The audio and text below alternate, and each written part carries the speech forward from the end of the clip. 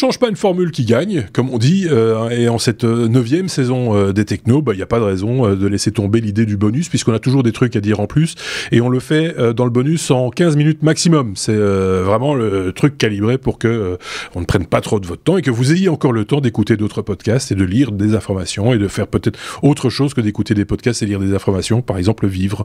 Et voilà. Donc 15 minutes, c'est bien. Et comme je radote beaucoup au début, en général, ils n'ont que 14 minutes. Ça fait que 14 minutes en vrai. Voilà. Sébastien est toujours de la partie, évidemment, puisqu'il était déjà là sur l'épisode 365, et puis on a gardé David aussi, il n'y a aucune raison de l'arrêter au passage. Toujours pour le bonus, du coup, de l'épisode 365, premier bonus de la saison. Merci d'avoir choisi de l'écouter, comme vous avez peut-être déjà écouté l'épisode. Si c'est pas le cas, n'ayez crainte, il est toujours là, il est disponible, et vous pouvez le consommer quand vous voulez, où vous voulez. On commence avec Sébastien, peut-être pour parler de Nokia, il y a 22 ans, pile poil aujourd'hui, 1er septembre, jour de l'enregistrement de ce bonus. Qu'est-ce qui se passait il y a 22 ans pile poil aujourd'hui? Il me fallait une séquence vieux con pour commencer cette saison, et donc je l'ai trouvé dans le bonus. Il y a 22 ans aujourd'hui, aux États-Unis, sortait le Nokia 3310, le téléphone iconique de Nokia. Vous vous souvenez, ce téléphone qui à l'origine était bleu, enfin on pouvait mettre des coques différentes, légèrement bombé comme ça, un peu avec les hanches un peu larges, téléphone indestructible. J'en ai encore retrouvé un dans mon tiroir l'autre jour. Il est tombé sur le carrelage, et j'attends le devis du carreleur pour remplacer le carrelage. Non, c'est une blague. Mais sérieusement, donc c'était un téléphone qui remplaçait le 3210, qui a eu beaucoup de succès, 160 millions d'exemplaires vendus. Le 3310 a suivi de la même façon, avec presque 150 millions d'exemplaires vendus dans le monde. C'était le premier téléphone à avoir des petites applications. Il y avait une calculette, il y avait un jeu Snake, si vous vous souvenez bien, c'était le petit. Et puis il avait la sonnerie iconique de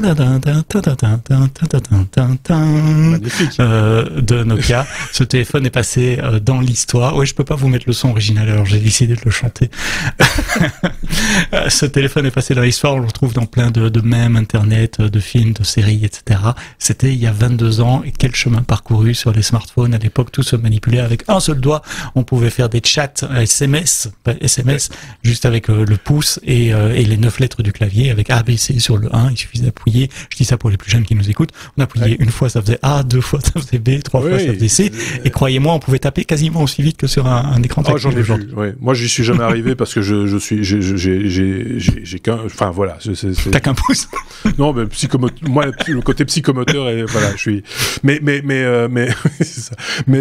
j'en ai vu qui tapaient. À l'époque, qui tapaient. Il y avait des pathologies. Tu te rappelles? Il y avait des pathologies de douleur du pouce. Oui, comme la tendinite pour le joueur de tennis. Comme il y en a eu aussi sur la souris. Hein. D'ailleurs, on a vu des modèles de souris tout à fait improbables qui sont sortis à la suite de ça, plus ergonomiques et tout ce qui s'ensuit.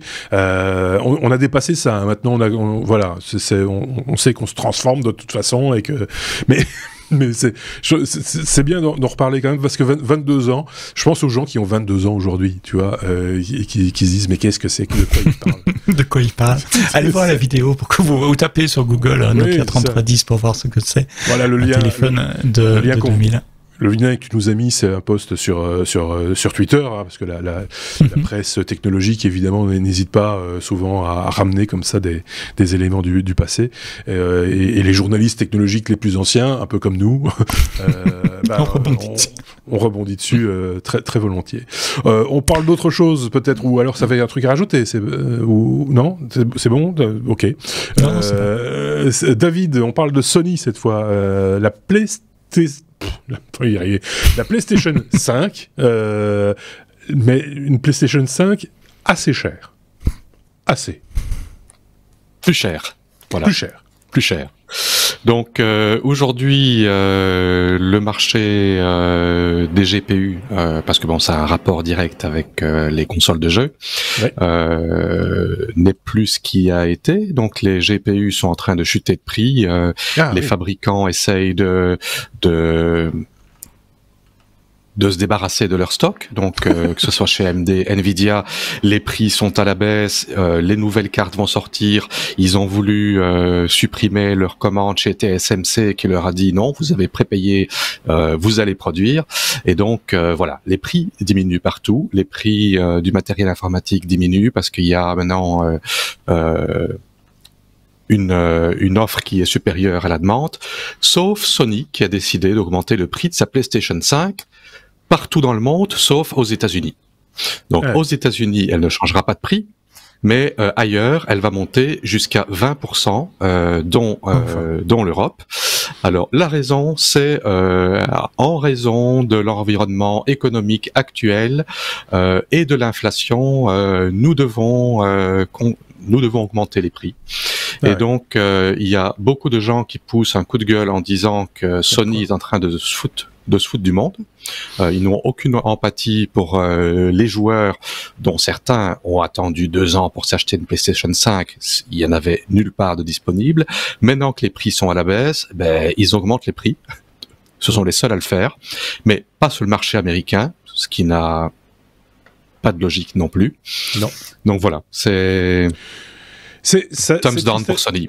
C'est triste à dire et je pense que les commentaires vont dans ce sens-là, mais Sony du coup fait partie de ces firmes qui profitent d'un contexte géopolitique et économique mondial pour augmenter ses profits de manière peu naturelle quelque part, parce que je le disais, c'est un peu contre-intuitif par rapport au prix des composants, hein. Alors après on peut peut-être anticiper un petit peu un problème de livraison, etc. Parce que dès le moment où ça devient rare, ça devient cher, mais alors ça devient cher pour tout le monde, pas uniquement pour ce qui n'est pas aux États-Unis. Donc ça défie un peu toute logique, ce type de comportement. C'est triste, c'est dommage pour les joueurs surtout, et pour les fans de la marque et de la console, et Dieu sait s'il en a. Je sais pas ce qu'en pense Sébastien, c'est une opinion tranchée là-dessus ou pas? Non, pas du tout. Je découvre la news en écoutant David parler. Je suis pas un grand gamer, comme vous le savez déjà, donc je regarde pas trop les prix, en tout cas les prix des consoles de jeux. Oui, mais bon, sur le fait d'augmenter ces tarifs par les temps qui courent sans qu'il y ait de vraies raisons, on peut se poser la question de savoir si c'est... Ils avancent l'inflation, mais bon, l'inflation c'est aux États-Unis aussi, donc voilà. Donc elle tourne au gaz, leur machine, en fait, c'est ça le truc. Mais non, mais c'est vrai, quoi. Les coûts de transport... Oui, moi je veux bien tout entendre, mais à un moment donné, elles sont déjà dans les stocks, hein, ces consoles-là, depuis un bout de temps, donc, enfin, je sais pas, c'est assez étrange. On va peut-être pas directement tirer sur le pianiste, mais ça mérite quand même d'avoir un peu de réflexion et de voir ce qui se dit et comment ils se défendent aussi, s'ils se défendent par rapport à ça. Seb, on va parler de la Poste. Dans l'épisode, il nous parle de pompe et de poste. Et maintenant, on est dans la Poste. La Poste qui autorise maintenant et qui amplifie le phishing, qui encourage. Non, c'est un coup de gueule de la semaine. J'ai aussi vu ça sur Twitter. Donc mes 2 sources, si vous allez dans les notes du podcast, sont 2 liens Twitter.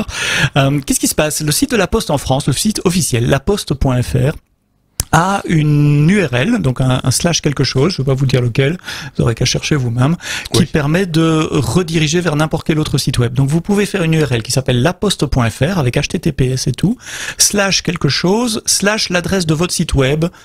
J'ai essayé avec le mien, j'ai essayé avec Amazon, j'ai essayé avec Google. Il prend n'importe quel input et il vous redirige gentiment, il redirige votre navigateur vers cette destination que vous donnez. C'est le rêve pour les spammers, pour les phishers. Ça veut dire que je peux envoyer un mail à vous avec une adresse URL qui commence par http://laposte.net et vous pouvez regarder et qui au fait vous redirige sur un faux site web qui aura le look de la Poste que j'aurais fait spécialement pour ficher vos mots de passe et vos usernames. Donc il y a plusieurs personnes qui ont râlé. Il y a une alerte sécurité qui a été levée. Ça s'est levé sur Twitter. J'ai pas la fin de l'histoire. Je sais pas si ça marche encore à l'heure où on parle. Il y a 2 jours ça marchait. Mais comment enfin pourquoi ils ont fait ça? Comment c'est passé? Je comprends pas. Voilà, c'est le coup de gueule du jour.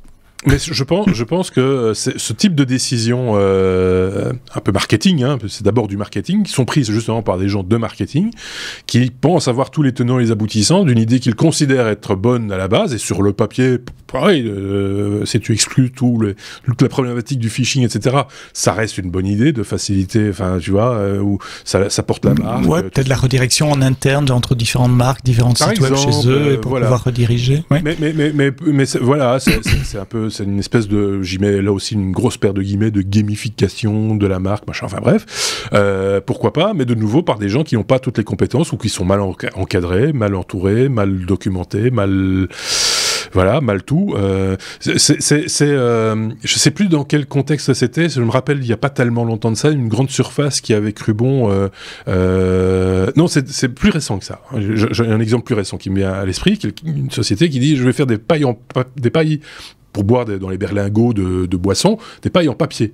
Alors, tu te dis, bah oui, c'est génial parce que on sait que le plastique, c'est quand même machin, ça. Et ces petites pailles en papier sont distribuées dans des petites enveloppes en plastique.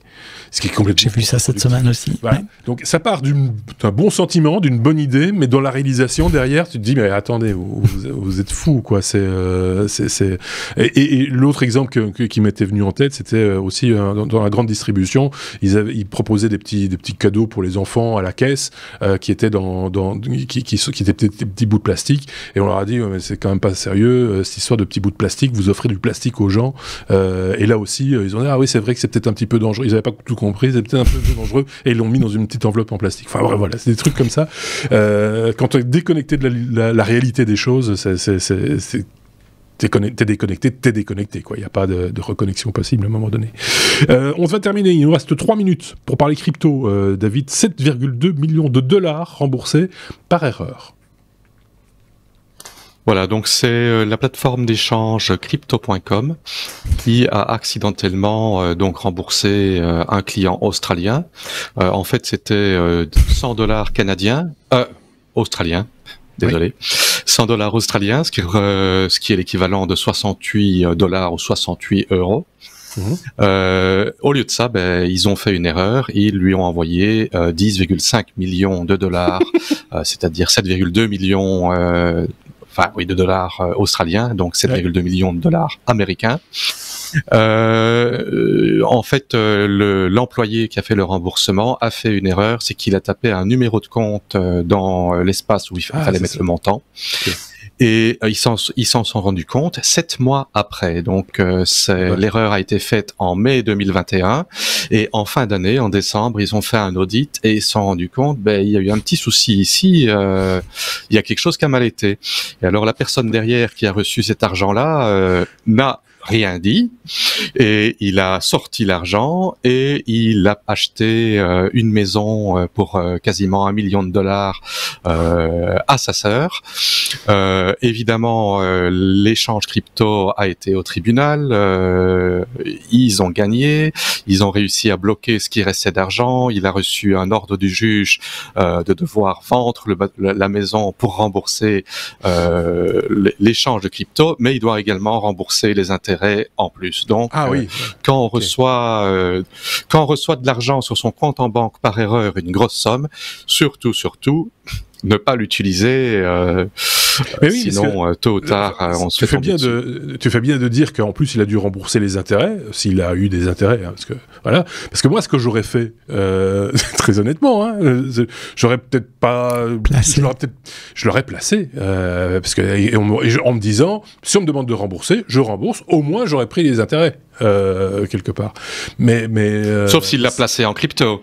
S'il l'avait placé en crypto, oui. Ça c'est autre chose. Mais voilà. Mais ceci étant dit, non, je pense que j'aurais.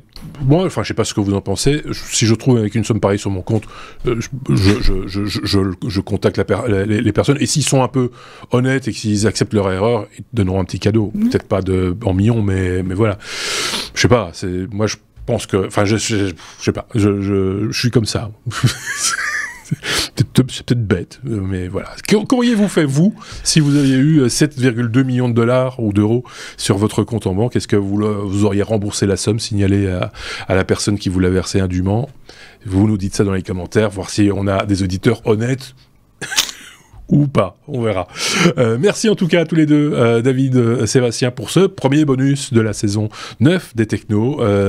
Il y en aura d'autres, évidemment, avec d'autres chroniqueurs, puisque vous savez que ça change de semaine en semaine. N'hésitez pas à commenter cet épisode et ce bonus comme vous avez l'habitude de le faire, et à le partager également dans vos réseaux et vos amis, et partager avec vos amis, comme on a l'habitude de le dire. Passez une excellente semaine, ou ce qu'il en reste. Merci de nous avoir écoutés. On se dit donc à très bientôt. Bonne semaine. Ciao, ciao.